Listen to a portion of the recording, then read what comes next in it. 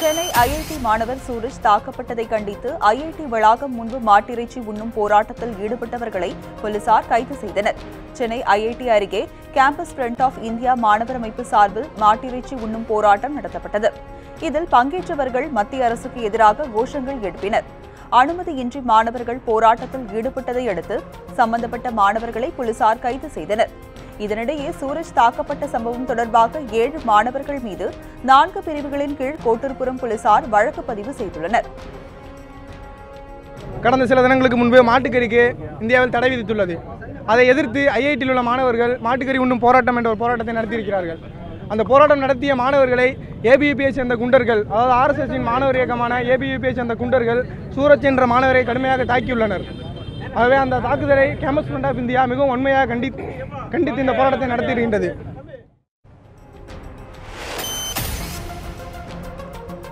சென்னையில் ஐஐடி மாணவர் தாக்கப்பட்டதற்கு கேரள முதலமைச்சர் பினராயி விஜயன் கண்டனம் தெரிவித்துள்ளார். மாணவர் சூரஜ் மீதான தாக்குதல் சகிப்பின்மையை காட்டுவதாக கூறியுள்ள அவர், உணவை தேர்வு செய்து கொள்ளும் உரிமையை அரசியல் சாசனம் அளித்துள்ளதாக தெரிவித்தார். இந்த சம்பவம் தொடர்பாக தமிழக முதலமைச்சர் நடவடிக்கை எடுக்க வேண்டும் எனவும் பினராயி விஜயன் வலியுறுத்தியுள்ளார். இறைச்சிக்காக மாடுகளை விற்க விதிக்கப்பட்ட தடைக்கு உயர்நீதிமன்ற மதுரை கிளை இடைக்கால தடை விதித்து உத்தரவிட்டுள்ளது. மாட்டிறைச்சி விவகாரத்தில் மத்திய அரசு பிறப்பித்த தடை உத்தரவுக்கு எதிராக செல்வ கோமதி, ஆஷிக் இலாகி பாபா ஆகியோர் தொடர்ந்த வழக்கை விசாரித்த நீதிபதிகள், உணவு என்பது அடிப்படை உரிமை என்றும் அதில் தலையிட அரசுக்கு அதிகாரம் இல்லை எனவும் தெரிவித்தனர். புதிய சட்டத்தை 4 வாரங்களுக்குள் அமல்படுத்தக்கூடாது என கூறிய நீதிபதிகள், உணவை தேர்வு செய்வது அவரவர் தனிப்பட்ட உரிமை என்றும் என்ன சாப்பிட வேண்டும் என அரசு தீர்மானிக்க கூடாது எனவும் தெரிவித்தனர்.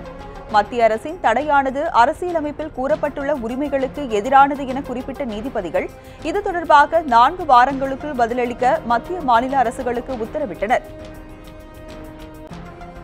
மாண்புமிகு உயர்நீதிமன்ற மதுரை கிளை அதை எதிர்த்து தாக்கலான 2 வழக்குகளில் இந்த விதி அரசியலமைப்பு சட்ட விரோதமானது என அறிவிக்க கோரி தாக்கல் செய்யப்பட்ட இந்த 2 வழக்குகளில் 4 வாரங்கள் இந்த விதியை செயல்படுத்தக்கூடாது என இடைக்கால தடை விதித்து உத்தரவு பிறப்பித்துள்ளது.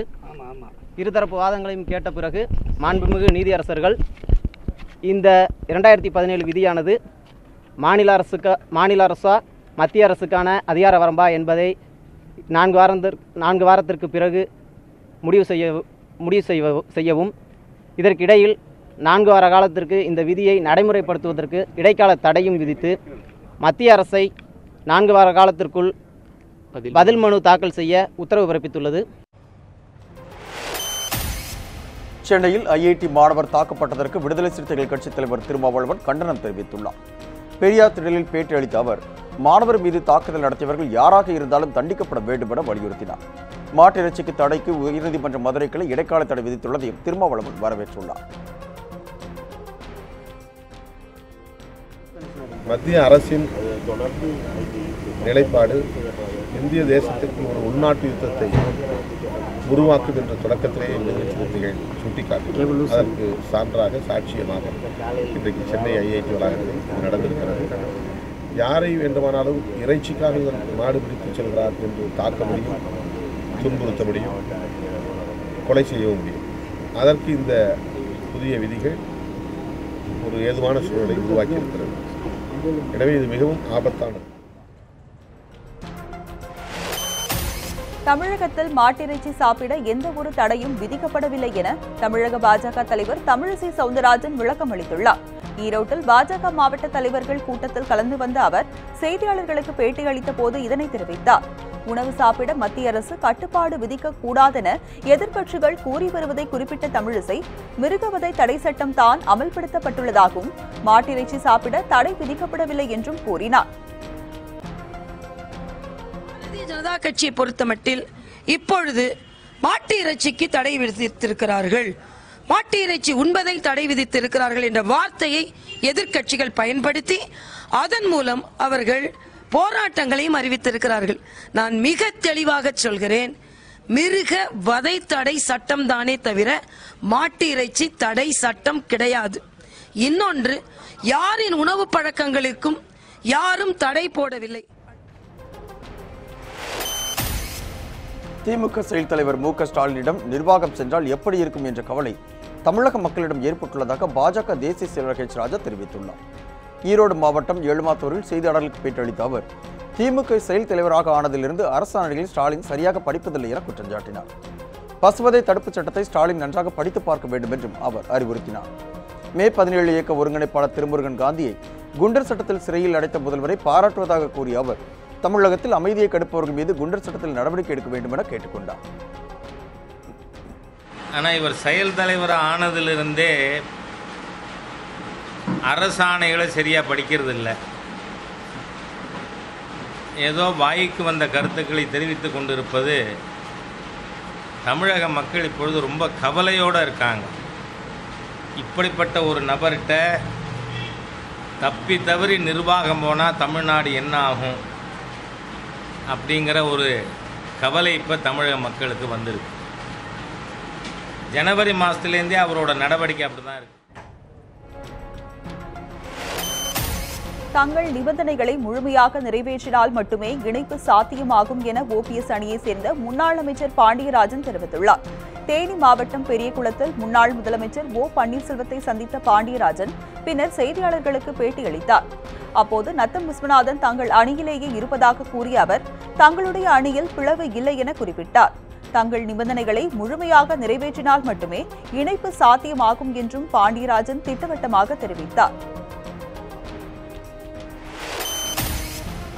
நகராட்சிகளில் துப்புரவு பணியாளர்களாக நியமிக்கப்பட்டவர்களுக்கு அவர்களின் நியமன தேதியிலிருந்து பணி நிரந்தரம் வழங்க வேண்டும் என சென்னை உயர்நீதிமன்றம் உத்தரவிட்டுள்ளது. தமிழகத்தில் உள்ள நகராட்சிகளில் கடந்த 1999 ஆண்டு முதல் 2000 ஆண்டு வரை பல்வேறு தேதிகளில் 204 பேர் துப்புரவு பணியாளர்களாக நியமிக்கப்பட்டனர். அவர்களை பணி நிரந்தரம் செய்ய 2006இல் அரசாணை பிறப்பிக்கப்பட்டது. ஆனால் தங்களை நியமித்த தேதியிலிருந்து 3 ஆண்டுகளுக்கு பின் பணி நிரந்தரம் வழங்க வேண்டும் என உயர்நீதிமன்றத்தில் அவர்கள் வழக்கு தொடர்ந்தனர். வழக்கில் உயர்நீதிமன்றம் வழங்கிய தீர்ப்பை மறு ஆய்வு செய்ய கோரி துப்புரவு பணியாளர்கள் தரப்பில் மனு தாக்கல் செய்யப்பட்டது. மனுவை விசாரித்த 3 நீதிபதிகள் அடங்கிய அமர்வு துப்புரவு பணியாளர்களுக்கு நியமன தேதியிலிருந்து பணி நிரந்தரம் வழங்க உத்தரவிட்டது. தமிழகத்தில் 7 மாவட்ட ஆட்சியர்கள் உள்பட 22 IAS அதிகாரிகளை பணியிட மாற்றம் செய்து தமிழக அரசு உத்தரவிட்டுள்ளது. திருச்சி ஆட்சியர் பழனிசாமி மாற்றப்பட்டு புதிய ஆட்சியராக ராஜாமணி நியமிக்கப்பட்டுள்ளார். நெல்லை ஆட்சியராக சந்தீப் நந்தூரி நியமிக்கப்பட்டுள்ளார். தூத்துக்குடி ஆட்சியர் ரவிக்குமார் மாற்றம் செய்யப்பட்டு புதிய ஆட்சியராக N. வெங்கடேஷ் நியமிக்கப்பட்டுள்ளார். நாகை ஆட்சியராக சுரேஷ்குமாரும், திருப்பூர் மாவட்ட ஆட்சியராக KS பழனிசாமியும், பெரம்பலூர் மாவட்ட ஆட்சியராக சாந்தாவும் நியமிக்கப்பட்டுள்ளனர். மொத்தம் 22 IAS அதிகாரிகள் பணியிட மாற்றம் செய்யப்பட்டுள்ளனர். கரூரில் அரசு மணல் குவாரியில் உள்ளூர் லாரிகளுக்கு மட்டுமே மணல் வழங்குவதை கண்டித்து நாளை மறுநாள் வேலைநிறுத்த போராட்டத்தில் ஈடுபட உள்ளதாக தமிழ்நாடு மணல் லாரி உரிமையாளர்கள் சம்மேளன தலைவர் செல்ல ராசாமணி தெரிவித்துள்ளார். இது தொடர்பாக பேட்டியளித்த அவர் கடந்த வாரம் மறியல் போராட்டத்திற்கு பிறகு வரிசைப்படி மணல் வழங்குவதாக எழுத்துப்பூர்வமாக உறுதியளித்ததை மாவட்ட நிர்வாகம் பின்பற்றிக்கொள்ளவில்லை என குற்றம் சாட்டினார். அனைத்து லாரிகளுக்கும் வரிசைப்படி மணல் வழங்காதை கண்டித்து நாளை மறுநாள் கரூர், திருப்பூர், கோவை, ஈரோடு, நீலகிரி மாவட்டங்களுக்கு லாரிகளை இயக்காமல் வேலைநிறுத்தத்தில் ஈடுபட போவதாகவும் அவர் கூறினார். பிரச்சினைக்கு தீர்வு காணப்படாவிட்டால் ஜூன் 7ஆம் தேதி திருச்சி மண்டல தலைமை பொறியாளர் அலுவலகத்தை முற்றுகையிட்டு போராட்டம் நடத்தப்படும் எனவும் செல்லராசாமணி தெரிவித்தார். 5 மாவட்டத்திற்குள் லாரிகளை இயக்கினால் நாங்களே லாரிகளை பிடித்து வருவாய்த்துறையிலும் காவல்துறையிலும் ஒப்படைக்கும் போராட்டத்தில் ஈடுபட உள்ளோம்.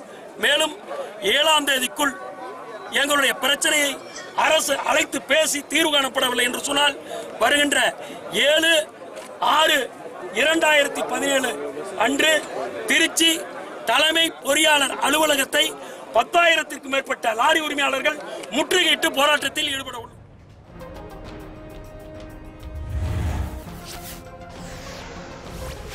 சேலம் மாவட்டம் ஓமலூர் அருகே ஏரிகளில் செங்கல் சூளைகளுக்கு செம்மண் திருடிய லாரிகளை பொதுமக்கள் சிறைப்பிடித்து போராட்டத்தில் ஈடுபட்டனர். கஞ்சநாயக்கன்பட்டி ஏரியில் நூற்றுக்கணக்கான டிப்பர் லாரிகளில் செம்மண் வெட்டி கடத்தப்படுவதை அறிந்த பகுதி மக்கள் லாரிகள் மற்றும் பொக்லைன் வாகனங்களை சிறைப்பிடித்து போராட்டத்தில் ஈடுபட்டனர். வணிக நோக்கில் அதிக அளவிலான மண் எடுத்து செல்லப்படுவதாக குற்றம் சாட்டிய மக்கள் அதிகாரிகளுக்கு அந்த பகுதிகளுக்கு வருவதில்லை என குற்றம் சாட்டினர். ஏரிகளில் மண் எடுப்பதை அதிகாரிகள் கண்காணிக்காவிட்டால் அரசின் நோக்கம் வணிகமாகிவிடும் என பொதுமக்கள் விவசாயிகளும் தெரிவித்துள்ளனர். சவுதி அரேபியாவில் வேலைக்கு சென்ற இடத்தில் கொடுமைப்படுத்தப்படும் திண்டுக்கல் இளைஞர் நாடு திரும்ப உதவ வேண்டும் என அவரது குடும்பத்தினர் கோரிக்கை விடுத்துள்ளனர். சவுதி அரேபியாவில் பணிக்கு சென்ற திண்டுக்கல் மாவட்டத்தை சேர்ந்த அஷ்ரப் என்பவர் விசா காலம் முடிவடைந்ததும் சொந்த ஊருக்கு திரும்ப முடியாமல் தவித்து வருவதாக தெரிவித்திருந்தார். தம் மீது பொய் வழக்கு போட்டு உரிமையாளர் மிரட்டுவதாக நியூஸ் 7 தமிழுக்கு வாட்ஸ்அப் மூலம் அஷ்ரப் புகார் தெரிவித்திருந்தார். இந்நிலையில் நியூஸ் 7 தமிழுக்கு பேட்டியளித்த அஷ்ரஃபின் பெற்றோர் தனது மகனை காப்பாற்றி இந்திய தூதரகம் மூலம் பேச்சுவார்த்தை நடத்தி தங்களிடம் சேர்க்குமாறு கண்ணீர் மல்க கோரிக்கை விடுத்துள்ளார். என் பிள்ளைய ரொம்ப சிரமப்படுத்துறாங்க. இப்போ எங்கனே ரோட்டில் தான் நிற்கிறேன்னு சொல்லி ஃபோன் பண்ணார். எங்கே 22 ரூமுகளுக்கும் போக முடியல, நான் ரோட்டில் நிற்கிறேன், நான் என்ன செய்வேன், எனக்கு எந்த ஆதரவுமே இல்லையேன்னு அதை கேட்டு எங்களால் சமாளிக்கவே முடியல. என் புள்ள ஊட்டி என் பொண்டாட்டிலாம் பார்த்துக்கங்கன்னு சொல்லுவோம். எனக்கு உசுரே போயிடுச்சு. நீ உனக்கு என்ன ஆயிடுச்சுன்னா நான்லாம் உயிரோடு இருக்கவே மாட்டேன்னு நாங்கள் யாருமே இருக்க மாட்டோம்னு சொல்லி சரி அழுத்தினார். என்னை போலீஸில் விட்டாலும் நான் என்ன செய்வாங்களோமான்னு பயந்து அப்படியே அழுதுட்டேன். நீங்கள் தான் இதுக்கு நல்ல உதவி செஞ்சு நல்லபடியாக அனுப்பிச்சி வைக்கிறதுக்கு வழி செய்யணும். கன்னியாகுமரியில் 3வது பிறந்த பெண் குழந்தையை கொலை செய்ய முயன்ற தந்தை தாயிடமிருந்து குழந்தையை மீட்ட அதிகாரிகள் அரசு காப்பகத்தில் ஒப்படைத்தனர். மேக்கா மண்டபம் அருகே ஈத்தவிளையைச் சேர்ந்தவர் ராபின்சன். வழக்கறிஞரான அவரது மனைவி மேரிக்கு குளச்சலில் கடந்த 25ஆம் தேதி 3வது மீண்டும் பெண் குழந்தை பிறந்தது. மருத்துவமனையில் தாய் மேரி மயங்கிய நிலையில் இருந்தபோது பச்சிலம் குழந்தையின் முகத்தில் துணியை போட்டு கொலை செய்ய ராபின்சன் முயன்றுள்ளார். இதனை கண்ட செவிலியர் மருத்துவர்களுக்கு தெரிவிக்கவே காவல் நிலையத்தில் புகார் அளிக்கப்பட்டுள்ளது. விசாரணையில் 3வது பிறந்த பெண் குழந்தையை வளர்ப்பதில் பெற்றோர்களுக்கு விருப்பம் இல்லாததால் குழந்தையை அரசு காப்பகத்தில் ஒப்படைக்க காவல் கண்காணிப்பாளர் பரிந்துரைத்தார். அதன்படி மாவட்ட குழந்தைகள் பாதுகாப்பு நல அலுவலர் குமுதா தலைமையிலான குழு குழந்தையை மீட்டு அரசு காப்பகத்தில் ஒப்படைத்தது. எஸ்பியோட உத்தரவின் பேரில் நாங்கள் குழந்தைய ரெஸ்கியூ பண்ணுறதுக்காக போயிருந்தோம். குழந்தை அன்னைக்கு ட்ரீட்மெண்ட்டில் இருந்ததுனால குழந்தைய அன்னைக்கு ரெஸ்கியூ பண்ண முடியல. இன்றைக்கி குழந்தைய போய் நாங்கள் ரெஸ்கியூ பண்ணிட்டு வந்திருக்கோம். குழந்தையோட தாயும் குழந்தைய கேர் எடுத்துக்கல. அவங்கள கணவரை தான் வெளியில் எடுக்கணும் அப்படிங்கிறதுல உறுதியாக இருந்தாங்க. அதனால் குழந்தைய நாங்கள் ரெஸ்கியூ பண்ணி சிடபிள்யூசியில் ப்ரொடியூஸ் பண்ணுறதுக்காக இன்றைக்கி எடுத்துகிட்டு வந்தோம். திருவண்ணாமலை மாவட்டம் ஆரடி அடுத்த ஆதனூரில் மழை வேண்டி வருண பகவானுக்கு களி செய்து கருவாட்டு குழம்பு படையிலிட்டு கிராம மக்கள் நூதன வழிபாடு நடத்தினர். அங்குள்ள ஏரியில் இந்த வழிபாட்டை மேற்கொண்ட கிராம மக்கள் வருண பகவானுக்கு களி கருவாட்டு குழம்பு படையிலிட்டு ஒப்பாரி வைத்து வழிபாடு நடத்தினர். வருண பகவானுக்கு இவ்வாறு படையலிட்டு வழிபாடு செய்தால் மழை வரும் என்பது ஐதீகம் என கிராம மக்கள் தெரிவிக்கின்றனர். இந்த நூதன வழிபாட்டில் 100க்கும் மேற்பட்டோர் கலந்து கொண்டனர். மழை வரும்ன்ற ஐதீகத்தில் இது எப்பெல்லாம் கடுமையான வெப்பம் ஏற்பட்டு தண்ணி இல்லாமல் போது அப்பெல்லாம் இந்த பூஜை செய்யறது. கோவை மேட்டுப்பாளையம் அருகே அட்டப்பாடி பகுதியில் 7 பேரை கொன்று அட்டகாசம் செய்து வந்த காட்டு யானையை கும்கி யானைகளின் உதவியுடன் வனத்துறையினர் பிடித்தனர். அட்டப்பாடி மலை கிராமங்களில் கடந்த 5 ஆண்டுகளுக்கு மேலாக மக்களை அச்சுறுத்தி வந்த ஆண் யானை ஊருக்குள் புகுந்து பயிர்களையும் சேதப்படுத்தி வந்தது. யானையின் தாக்குதலுக்கு ஆளாகி 7 பேர் உயிரிழந்துள்ளதால் யானையை விரட்டுமாறு வனத்துறைக்கு பொதுமக்கள் கோரிக்கை விடுத்தனர். இதனை அடுத்து கேரளா மற்றும் தமிழக வனத்துறையினர் இணைந்து யானையை பிடிக்கும் நடவடிக்கையில் ஈடுபட்டனர். அதன்படி சிறுவாணி ஆற்றங்கரை ஓரம் மயக்க ஊசி செலுத்தி யானையை பிடித்த வனத்துறையினர் கும்கி யானைகள் உதவியுடன் லாரியில் ஏற்றி மன்னார்காடு வனப்பகுதிக்கு கொண்டு சென்றனர். இதனால் அட்டப்பாடி மலை கிராம மக்கள் நிம்மதியடைந்துள்ளனர். நெல்லை குற்றாலத்தில் சீசன் களை கட்டியுள்ளதால் அரிய வகை பழங்கள் வரத்து அதிகரித்துள்ளது. குற்றாலத்திற்கு வரும் சுற்றுலா பயணிகள் அருவியில் குளிப்பதுடன் அங்குள்ள அரிய வகை பழங்களையும் வாங்கி செல்வது வழக்கம். அதன்படி இந்த ஆண்டிற்கான சீசன் தொடங்கும் அறிகுறிகள் துவங்கியுள்ளதால் அரிய வகை பழங்கள் வரத்து அதிகரித்துள்ளது. மங்குஸ்தான், ரம்டான், டொரியான் பல்வேறு வகை மாம்பழங்கள் கிலோ 300 ரூபாயில் இருந்து 600 ரூபாய் வரை விற்கப்படுகிறது. மேலும் மனோரஞ்சித பழம், முட்டை பழம், நவா பழம் உள்ளிட்டவைகளும் விற்பனைக்கு வந்துள்ளது. வெளியூர்களில் இருந்து வரும் சுற்றுலா பயணிகள் இந்த பழங்களை ஆர்வத்துடன் வாங்கி செல்கின்றனர்.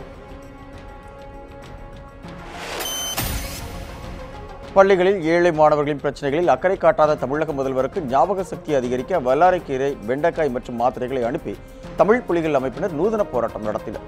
கோவை மாவட்ட ஆட்சியர் அலுவலகம் அருகே உள்ள அஞ்சல் நிலையம் அருகில் முதலமைச்சருக்கு கொண்டு வந்த ஞாபக சக்தி பொருட்களை போலீசார் பறிமுதல் செய்தனர். மாட்டிறைச்சி பிரச்சினை, ஹைட்ரோ கார்பன் திட்டம், போலி டாஸ்மாக் கடைகள் என எதிலும் தமிழக அரசு அக்கறை காட்டவில்லை என்று போராட்டக்காரர்கள் குற்றம் சாட்டினர். நெல்லை மாவட்டம் கடையம் ஆரம்ப சுகாதார நிலையத்தில் போதிய மருத்துவர்கள் இல்லாததால் நோயாளிகள் சிரமப்பட்டு வருவதாக தெரிவித்துள்ள பொதுமக்கள் கூடுதல் மருத்துவர்களை விரைவாக நியமிக்க வேண்டும் என அரசுக்கு கோரிக்கை விடுத்துள்ளனர். கடையத்தில் உள்ள மேம்படுத்தப்பட்ட அரசு ஆரம்ப சுகாதார நிலையத்தை 10க்கும் மேற்பட்ட கிராம மக்கள் பயன்படுத்தி வருகின்றனர். 500க்கும் மேற்பட்ட புறநோயாளிகள் இம்மருத்துவமனைக்கு நாள்தோறும் வந்து செல்கின்றனர். மருத்துவமனையில் 6 மருத்துவர்கள் சுழற்சி முறையில் பணிபுரிந்து வந்த நிலையில் தற்போது 2 மருத்துவர்கள் மட்டுமே பணியில் உள்ளதாக கூறப்படுகிறது. இதனால் புறநோயாளிகளும் உள் நோயாளிகளும் அவசர சிகிச்சை உள்ளிட்ட வசதிகளை பெற முடியாத நிலை உள்ளது. எனவே கூடுதல் மருத்துவர்களை விரைந்து நியமிக்க உரிய நடவடிக்கை எடுக்க வேண்டும் என பொதுமக்கள் கோரிக்கை விடுத்துள்ளனர். சேலம் மாவட்டத்தில் 1 லட்சம் விவசாயிகளுக்கு வண்டல் மண் வழங்க இலக்கு நிர்ணயிக்கப்பட்டிருப்பதாக மாவட்ட ஆட்சியர் சம்பத் தெரிவித்துள்ளார்.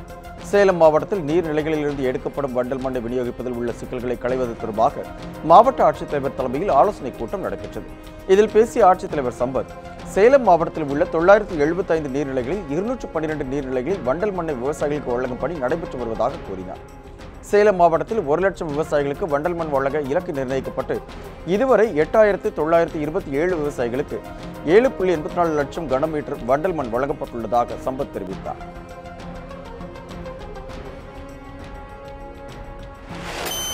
அரியலூர் மாவட்டம் வி கைகாட்டியில் சாலையை அகலப்படுத்த கோரி திமுக சார்பில் சாலை மறியல் போராட்டம் நடத்தப்பட்டது. வி கைகாட்டியில் உள்ள 4 வழி சாலையில் அமைக்கப்படும் ரவுண்டானாவின் மையப்பகுதி குறுகலானதாக இருப்பதாகவும் இப்பகுதியில் உள்ள இணைப்பு சாலைகளும் குறுகலாக இருப்பதாகவும் போராட்டத்தில் ஈடுபட்டவர்கள் தெரிவித்துள்ளனர்.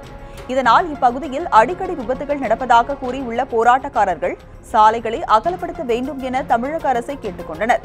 மேலும் மையப்பகுதியில் அமையவுள்ள ரவுண்டானா முறையானதாக அமைக்கப்படவும் நடவடிக்கை எடுக்க வேண்டும் என அவர்கள் கேட்டுக் கொண்டனர். ரவுண்டானா அமைக்கின்ற பணி என்றால் முதலில் நடுவில் அந்த வட்ட அமைப்பினை ஏற்படுத்திவிட்டு அதற்கு பிறகுதான் அணுகு சாலையிலே தடுப்பு சுவர்கள் ஏற்படுத்துவார்கள். ஆனால் இங்கே முதலில் தடுப்பு சுவர்களை கட்டிவிட்டு இப்பொழுது ரவுண்டானா அமைப்பதற்கான இடமே இல்லாத ஒரு சூழல் இருக்கிறது. ஏற்கனவே ரவுண்டானா இருந்த காரணத்தினால்தான் இங்கே பாதிப்பில்லாமல் இருந்தது. அந்த ரவுண்டானாவையும் இடித்து விட்டார்கள். இப்பொழுது ரவுண்டானா அமைப்பது என்றால் ஏதோ ஒரு கொடிக்கம்பம் அமைக்கின்ற அளவிற்கு தான் இடம் இருக்கிறது. புதுக்கோட்டை மாவட்டம் நெடுவாசலில் ஹைட்ரோ கார்பன் திட்டத்தை எதிர்த்து 50வது நாளாக பொதுமக்கள் போராடி வருகின்றனர்.